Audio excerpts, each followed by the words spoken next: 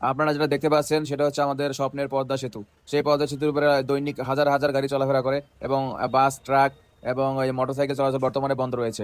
আপনারা দেখতে পাচ্ছেন খুবই সুন্দর, কিন্তু যখন পদ্মা সেতুর উপরে বাসটা উঠে, যদি শীতকাল হয় তখন মনে হয় যে কলিজা আকাশে উড়ে যায়, কুয়াশায় কিছুই দেখা যায় না। এখন যে গাড়িটা যাচ্ছে, এখন গরমকাল চলে, তাই সবাই সামনে আসছে পদ্মা সেতুর ফিল্ডটা নেওয়ার জন্য, পদ্মা সেতুতে কিভাবে গাড়িটা যায় সেটা দেখার জন্য।